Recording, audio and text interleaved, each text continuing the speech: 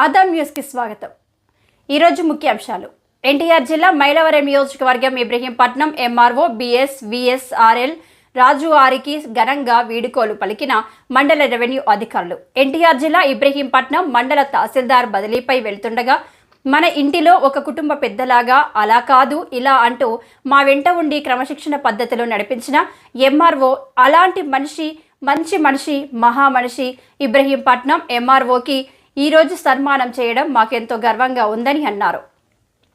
Ibrahimpatnam deputy తహసీల్దార్ Mahesh, RI Gopi, విఆర్ఏలు వారి ఆధ్వర్యంలో ఘనంగా సన్మానం జరిపి మీరు పనిచేసిన వేళలు, మీరు మాతో గడిపిన రోజులు, కార్యాలయంలో ఈ సమయం నుంచి ఆ సమయం వరకే పనిచేయాలి, మీరు పెట్టిన పద్ధతి మాకు చాలా బాగుంది అని, మీరు మమ్మల్ని విడిచి బదిలీపై వెళ్తుంటే బాధగా ఉంది అంటూ ఘనంగా వీడుకోలు పలికారు.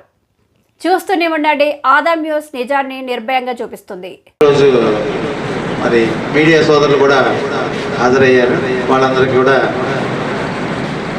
నా కృతజ్ఞతలు. అందరూ కూడా నా గురించి చెప్పారు. యాక్చువల్గా అదంతా కూడా వాస్తవంగా నేను అనుకోవట్లే. ఎందుకంటే ఈరోజు సెండ్-ఆఫ్ కాబట్టి మంచి మాటలే చెప్పాలనేదే చెప్పారు. ఒక మా కృష్ణ తప్ప మిగతా వాళ్ళందరూ నిజాలు చెప్పలేదు.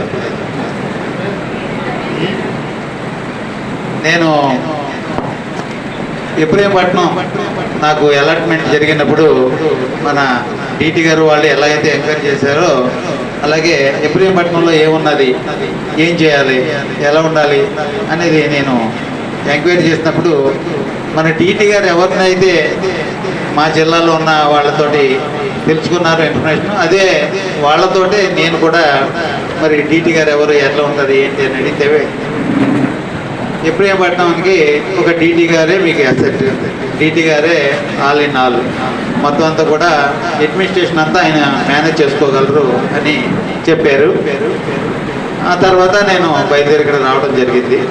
యాక్చువల్గా చెప్పాలంటే గతంలో నేను పనిచేసిన మండలాల్లో నాకు డీటీ నుంచి పెద్ద సపోర్ట్ ఉండేది కాదు. అంటే వాళ్ళకి నాలెడ్జ్ తక్కువ ఉండడం వలన బడ్జెట్ నాకు ఉండేది.